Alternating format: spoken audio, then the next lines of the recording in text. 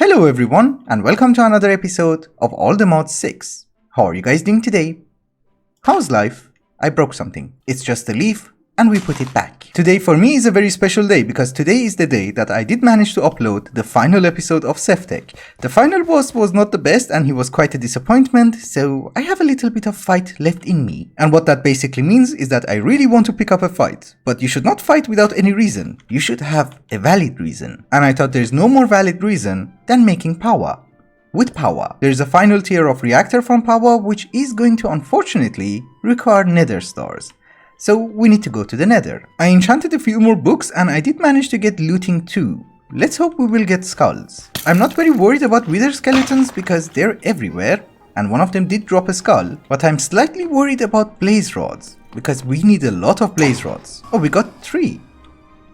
Aha, then maybe I'm not that worried.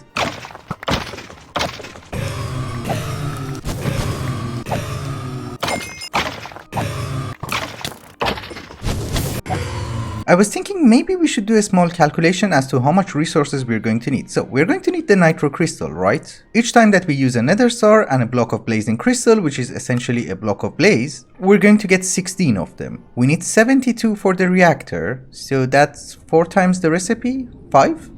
Yeah, 5. And I can also convert these into blaze rods, so we should be good. So I guess we just focus on getting some skulls, and that's it. We have not been inside the fortress. Maybe there can be some good loot. Blaze gold nuggets. Okay. Nether banana. Crimson iron and strange flora. There was not anything fancy inside and I think we do have enough skulls. So maybe we should go home. Because no matter how they change the nether, I still hate it. If you're not terrible at math like me, you might have noticed a very small issue with the amount of resources that I said we're going to require. Every recipe is going to give you 16 crystals, you need 4 crystals in order to make a capacitor, and you need 4 capacitors in order to make 4 blocks. So that is 4 crystals per block. So instead of 5, I think we're going to need like 9 or 10. Let's call it a 10. We did manage to collect 16 wither skeleton skulls, we already had 2, we can make 3 more with the fragments. I did manage to gather a little bit more blaze rods, and now we should just focus on wither skeleton skulls. And there is one dude right over here. Oh, he dropped it.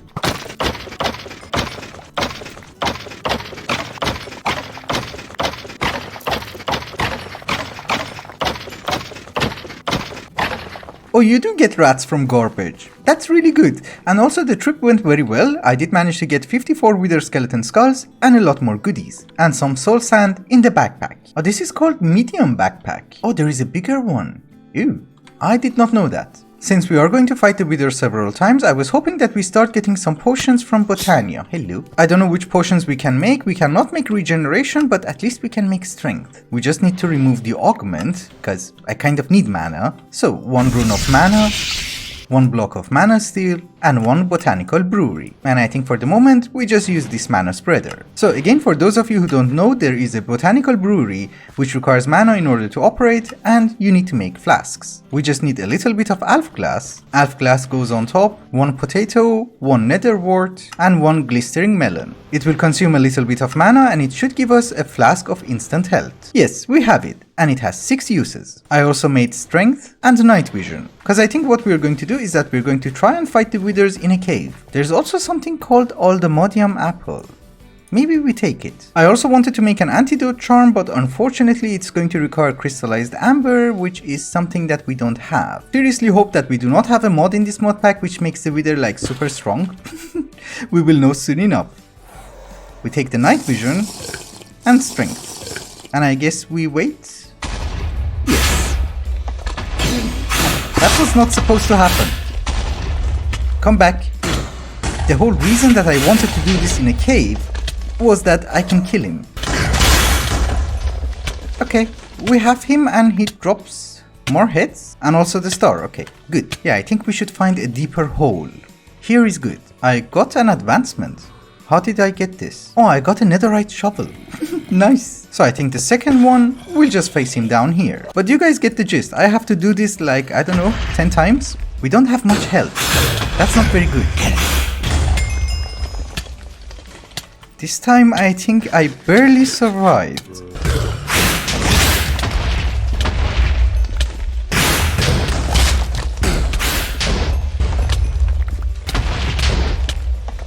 Well, that was weird. We have 200 armor protection on the chest plate. In total, we have like 500 armor points and he did quite a bit of damage. But it's okay, we have all the 10 nether stars that we need. And you might be thinking to yourself that the hard part of the grind is already over. Unfortunately, it's not. Cause the thing is, our reactor is generating 17,000 RF per tick, right? This recipe is going to need 20 million. So I'm assuming that it's going to take a very long time. Yeah, it's not even 1%. Okay, now it is at 1%. Yeah, that's going to take a very long time. Therefore, I think what we're going to do is that we're going to remove these blocks. I'm going to add 2 more hoppers and 2 more energizing orb. And we're going to add 2 more recipes like so. If I manage to find the link mode, there you go, we would be able to link you to you and you to you. This might look very counterproductive to you, but the thing is we're processing 3 recipes at the same time. And in the meantime, I want to start working on a new base. I mean like an actual base, because the thing that we have over there is basically a tent. We also don't have that much auto crafting to do, so I think I'm going to make the base over here. It's relatively flat and it's in the center of the island.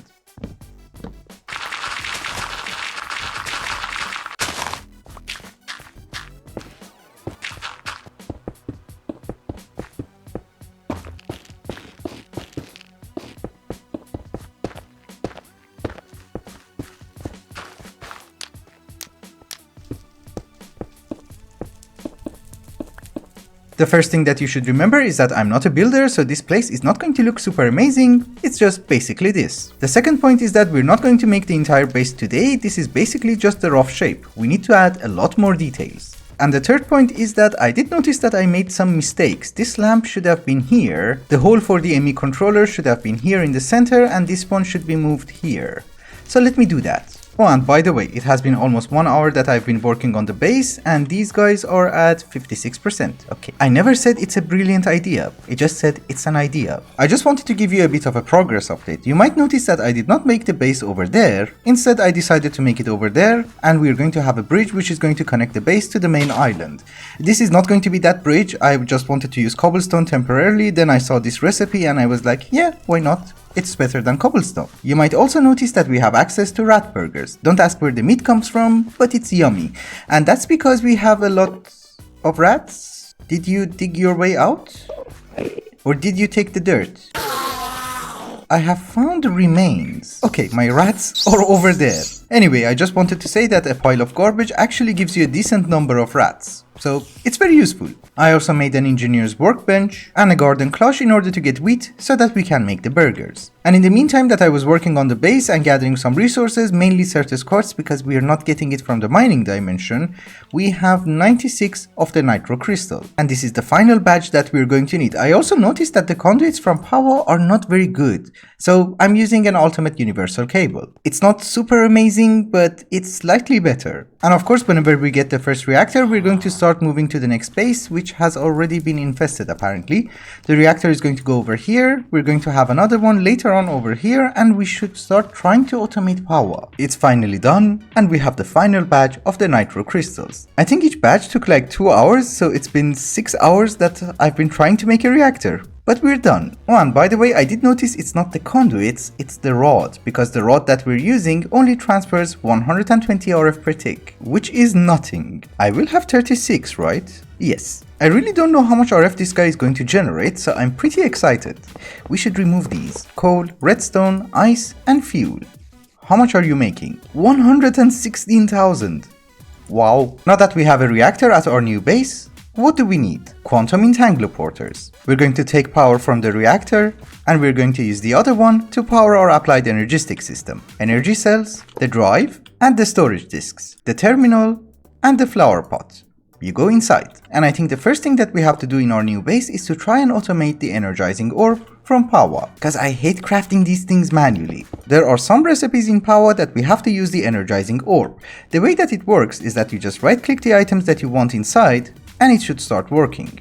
And we do get the energized steel. You might think that you would be able to automate it using a hopper, but the problem is if you drop gold, it will go inside, if you drop iron, it will go inside, but if you drop another iron, that will also go inside and the recipe will not work. So we need to have a system that ensures that only the recipe is inside the Energizing Orb and does not allow additional items. And I personally think that the best way of automating it is using XNet. We have the controller, we get some cables, and I think we need 2 connectors. And of course we're going to upgrade them to advanced. I mean, they're not that expensive, let's make 3. Oh, and by the way, eventually there's going to be a room over here, and the items that I don't know really how to automate or they're not going to look nice, I'm just going to hide them back here. So it's basically my garbage area. In the setup that we're going to have, only the controller from XNet is going to require power, the Energizing Orb is going to be powered by the rods. And I did make 3 connectors, but I think we only needed 1, because we just have to connect it to the controller, an input and output chest, and the Energizing Orb.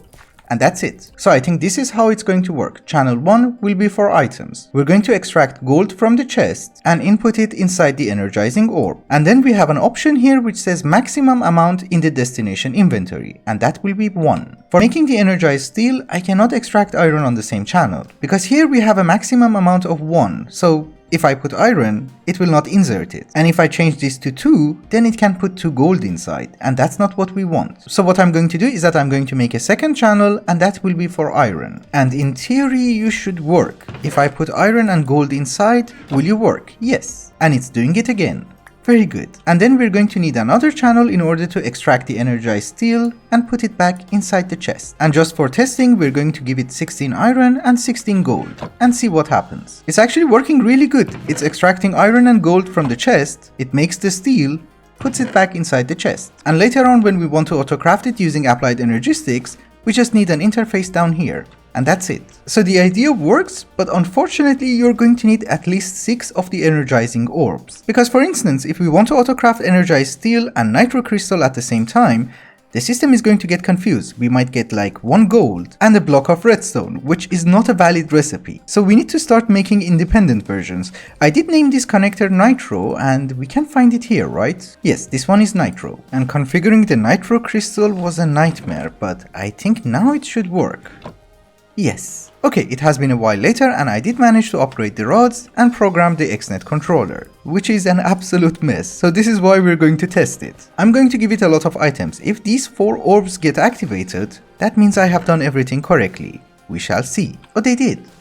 Nice. Oh, and by the way, this one is for ice, but unfortunately we don't have any ice, so I cannot automate it right now. But everything else is working. I don't know if I have mentioned this or not, but eventually we're going to have an ME interface down there and we're going to autocraft everything. But for the moment we have a huge shortage of Certus quartz, so autocrafting should wait. Another thing that I'm thinking about is that we have 1 energizing orb, which is making us blazing, niotic and spirited crystals. And it's not the fastest. I don't really remember why I said we are going to need 6 energizing orbs, but we're going to make a 6th one over here, and we're going to use it for emeralds, I think. So you are no longer going to export emeralds, and instead we're going to do it in this one. And you do work, very good. We just need to configure you to you. And I need much better rods. These are garbage. We have a lot of eggs, and some rotten eggs. So do you give me that bird from Ice and Fire or no?